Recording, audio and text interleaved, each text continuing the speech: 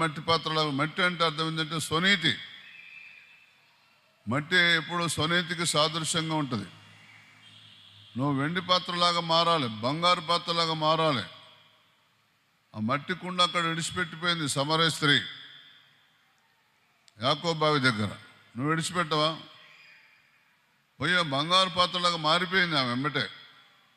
నేను చేసినవని నాతో చెప్పి, నేను మెస్సయ్య గాడా, మీరే వచ్చి చూడండి అన్నది. అంతే.